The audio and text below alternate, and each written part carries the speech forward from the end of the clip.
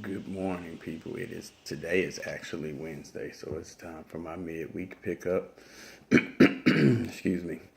Today I just wanted to kind of continue on to what I posted on yesterday. Sometimes in life we get the wrong people and we get the right people who end up turning into the wrong people. And that's just for what we think it is, especially when it comes down to family or somebody that you've known for a long time, and the shock may put you in a clusterfuck, if you want to say it like that or whatever. But one thing that you always have to try and do, even though you may be getting fucked from each side, left, right, up, down, whatever the case may be, never lose your faith in people. And I say that because of this. Just because you have one or two or three bad eggs, if you will, as far as a dozen goes, you still have 9 good eggs left. And with those 9 good eggs, you know what I'm saying, you can still make your omelet. It may not be, or you can make multiple omelets or whatever. It may not be as much as you initially thought it was. It may not be as bigger as, or as big as you originally hoped for.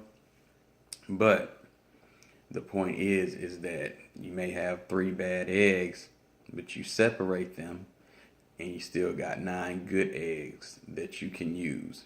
Now again, metaphor, analogies, whatever, that's what I use. But let's flip it around to the people aspect. If we do have, I'll say half a dozen, because I don't know, I don't have that many people like that to put in a dozen category. But sometimes you even get 50-50. And when you get down to the 50-50, it comes down to, hey, what am I going to do to handle this? Am I going to go to the negative 50-50 side and start chopping everybody up and, you know what I'm saying, being rude and ignorant? Or do I go to this other side where you can so-called kill them with kindness, if you will, you know what I'm saying? And for number one, when you do have that bad egg, they're counting on you to, you know what I'm saying, act a fool, get mad, you know what I'm saying, show them that you're mad so they can either use it against you later, you know what I'm saying, bring up a recording or something. He said this and he threatened, blah, blah, blah. You know what I'm saying? So you always have to be aware of who you're dealing with and how you deal with it. Now, me, maybe 10 years ago, maybe seven-ish to 10 years ago, I would have handled certain situations in a completely different way. It would have flew off the hand, blew my top, probably would have been over some people's houses type thing, you know what I'm saying? Getting, I guess basically what's owed to me. But now that the years have gone by, and I've done a lot of changing for myself, and I'm still trying to do that. It's a work in progress. It's never going to not be a work in progress. So don't think that, hey, I did it, I'm there. No, you still have to keep on working on it. So even though I might be just about there as far as controlling anger or how I react to certain situations, I may be there, but there's always still work to be done. This is something that I heard in church this past Sunday, and it really, really stuck with me. Pastor Joel Gregory, which is our church's summertime preacher for when our pastor goes off and takes his break and everything. But he said something to me that, well, to us, that was very interesting. He said, down here on earth, you eat, but then you get hungry again. Or you go out and drink, and then you're still thirsty. Because the things here are not going to satisfy you. Think about that really carefully now. Things here where we're at now are not going to satisfy us. That's why we always are striving for more money, more cars, more fame, more recognition, because it's nothing here that's satisfying us, that's filling that void that we need to be filled. So we're going out trying to put other things and the wrong things into that space to try and fill it. But what you have to do is just give it all to God. Earthly things are not going to satisfy you. It's never going to happen. You may be satisfied at that point in time, but then after you get the, you know what I'm saying, say you knock off a Bentley 2016, nice, you know what I'm saying, and then after it's on the road for 2 years, you see the 2019 Bentley, and you still in the 2016 looking still fly, you know what I'm saying? It's a Bentley, it's on the road, we all know how much you paid for it, but you see the newer version and you're not satisfied. So you want to go out and get that newer version so you can fill that void. Let's flip that on the flip side. You have people in your life. Some people bring you joy. Some people bring you happiness. Some people bring you negativity and turmoil. This is what you have to do. You fill yourself with the people who bring you the positive aspect of life, the people who bring you the joy, the people who are there for you when you need someone to be there for you the most, the persons who are really looking out for your best interest for real. You know what I'm saying? Like me, I'm one of those persons. I always try to look out for somebody's best interest for real. I will front you something. I will do something for you. And you know what I'm saying? If I see that you're going through some things, hey, get me back later. You know what I'm saying? We can work something out or whatever. That's the type of person I've always been. But with change, as I always have said, becomes evolution. That's something that I have not changed about myself, period. And I'm not saying that I'm going to stop helping people, but there's going to be a filter on it, because it's certain people that you just cannot help and you just cannot reach. You can do so many things for a person, and then when you need them to do something for you, it's always negative rebuttal, or it's almost like a "what have you done for me lately" type thing, you know. And I've allowed people to, you know, take advantage of me in that aspect, but yet and still I still help these people. Now that could be looked at as ignorance, or that can be looked at that as someone trying to forgive and forget and still trying to help this person out.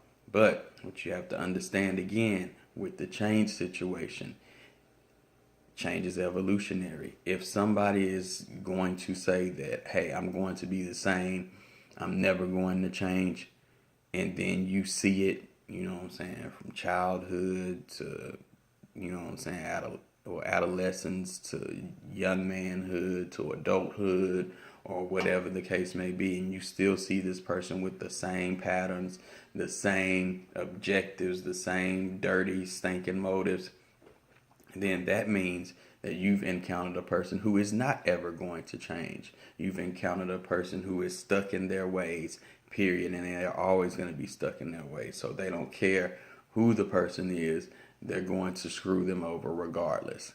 That's the type of people where you have to start putting the filter on. You don't have to be nasty to them. You can just be like, hey, be blunt and tell the truth to them. Hey, you're not somebody who's trustworthy. I don't think I should give you my business. Or you've seen everything that I've done for you, you know what I'm saying, before. When the issue comes up, I don't think there should be an issue because you know what I've done. And a lot of people don't see that, you know what I'm saying. A lot of people may have stress in their lives, and, you know, they may be, I guess, taking it out on the next person or whatever the case may be. But long story short, never lose faith in people. I've always said you can get 1,000 no's, but that one yes can equal up to the 1,000 no's that you've heard. So, same thing with people. You get this negative person who doesn't want to do this. You get that negative person who don't want to do that. You get this negative person who don't want to do that. And then you get this one person, and it could be a complete stranger, because usually that's what it is. It's usually complete strangers who don't really know what your drive is, don't really know your motive. They are the ones that outright tell you, hey, I'll do whatever it takes. You know what I'm saying? I see you're doing your business. Let me help you out or whatever. The thing that always excites me about it is when somebody says, how much do you want for a deposit? You know what I'm saying? Because that's when you know when somebody's being serious about what they're trying to do. When you get the people who always are looking for the hookup, like all the time, just know, 9 times out of 10, if they ever get in a situation where they can hook you up, they're going to charge you full price. Period. They're not going to hook you up. They're not going to do for you what you've done for them. And we are supposed to live like that. But again, sometimes so many people make us put that filter on to where it's either going to be one or two things. That person's gullible. I know that I can do this person this type of way, and they're going to let me do it and nothing's going to happen. Or you can be the asshole person and be like, I'm not doing nothing for you because I know what your track record is. Now, helping people and being the asshole person, that's not negative.